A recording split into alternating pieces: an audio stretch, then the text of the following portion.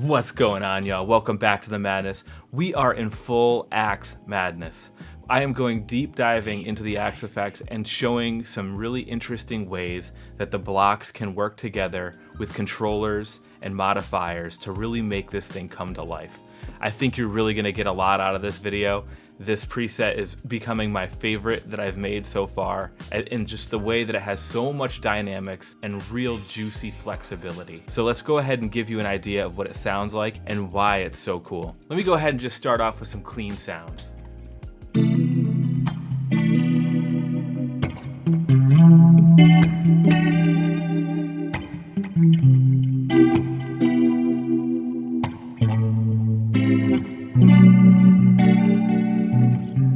Notice the general waviness of the sound. It's coming from a rotary, a reverb, and a delay block. Coming up soon, there will be a slight waviness, which will come from a pitch block.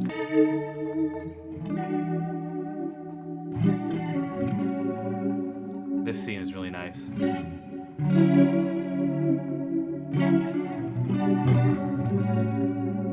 It's got that wavy vibe. All right, let's go back to number one, and let's get a little bit dirty here. Let's get the sweet spot.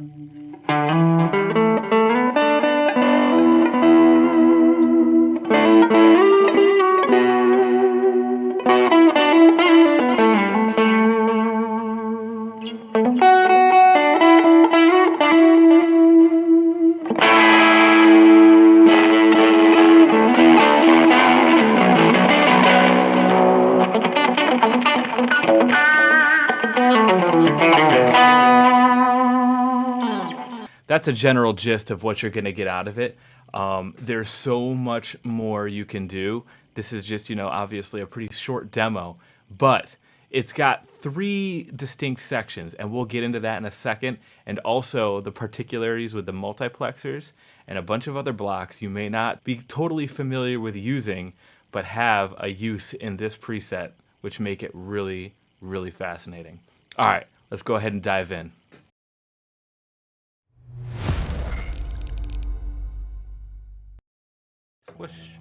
All right, guys, so here we are in the Axe Effects edit screen. Here I am in the top right. I want you to learn some things on this, and so you should follow along. All right, so we've got a standard input, which is typical, right? And then we go into a 2 amp parallel setup right here. And these are both Bludojai.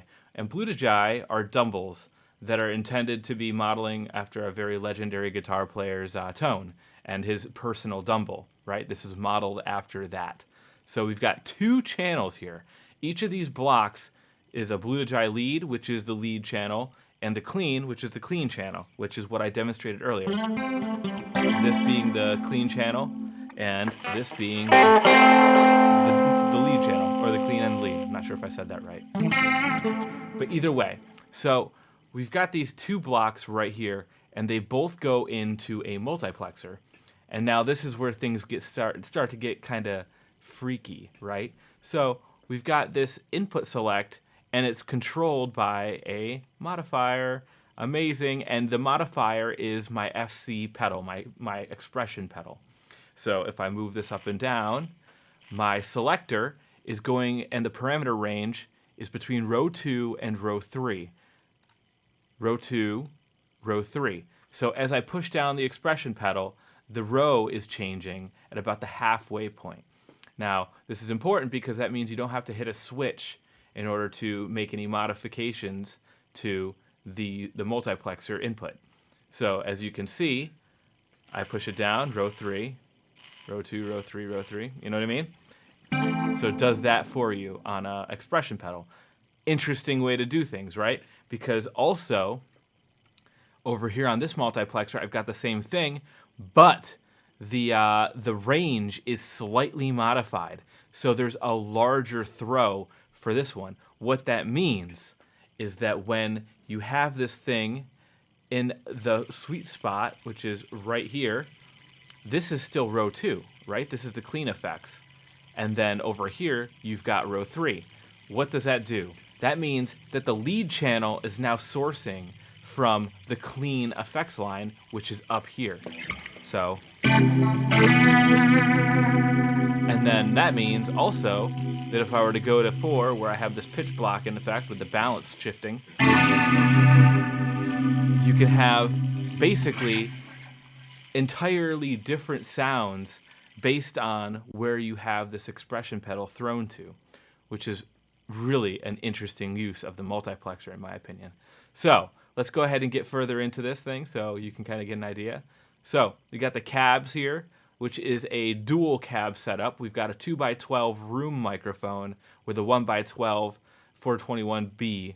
And inside of here, cabs have not been tinkered with very much right here. So the cabs are a 2x12 room mic, H6587, and a 1x12 Bluto, and the input mode is left, so it's just basically mono. But we've got them both going at the same time, which is nice. It means you get room sound as well as a 1x12 sound. And then in here, in the preamp, we've got a high quality preamp, but it's none. It's a preamp type is none, so the preamp mode is high quality, but it doesn't do anything for us. You just switch this right back to economy mode. The room in the air, we've got nothing going on here. And then we've got also the air is not on. So the align is also, you can see the align is slightly off because it's a room microphone that you're modeling, you know? So it's going to be a little bit different. It's going to be a little bit delayed, which is why you see this peak coming slightly after, right? It's coming up a little bit later. All right, so then let's go into the clean signal. In the rotary, we've got this, the rate is being adjusted by a modifier, which is my first LFO. My LFO is in here, which is at 0.625 hertz on a sine wave. So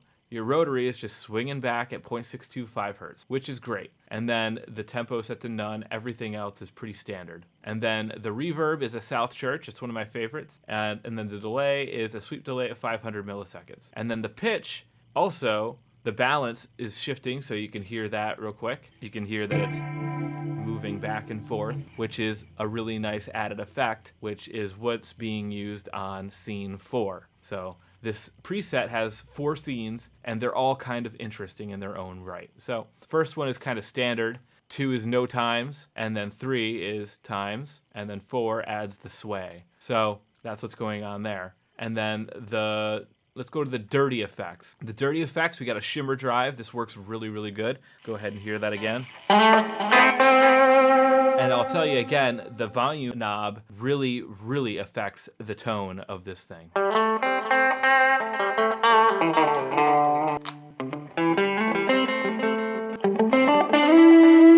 little bit of bite right there.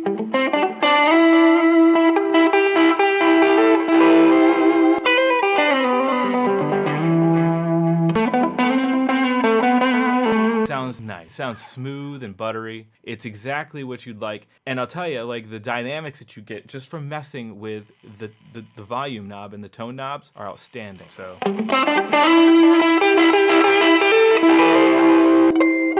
highs drop, strat. Highs back.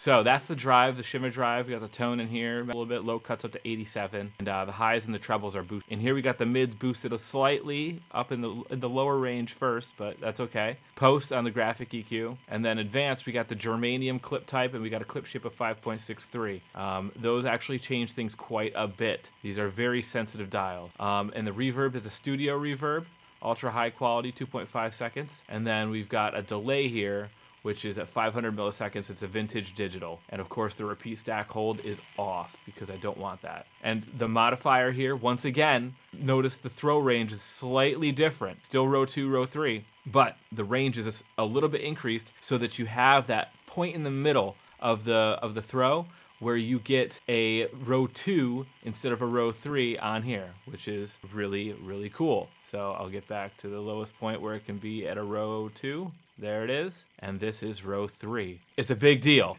So you can do this with other things, like other lines of effects, which will make the effects, like you can have like 3, 4 effects chains for 2 different amps on one single scene. I mean, that might not sink in yet, but when you start tinkering with this, it makes a big difference. You can have an enormous variety of sounds coming from this Axe Effects without having to change your scene, which when you're dealing with delays and reverbs and you're sending things out and you're changing scenes, and sometimes when you go back to a different scene, it changes it up a little bit, it leaves residue. This will help fix that if you know how to do this. So that's what's going on here. And then finally a looper and the output. And that's everything for this preset.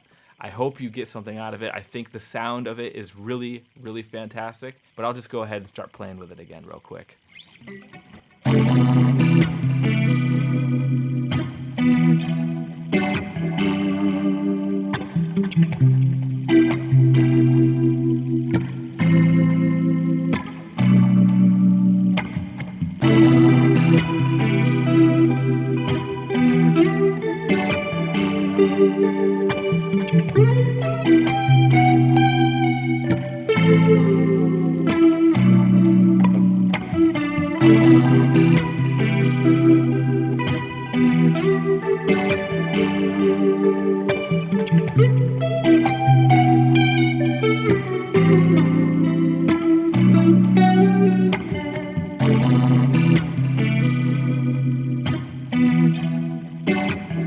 Ciao, y'all. I'll catch you all on the flippy floppy.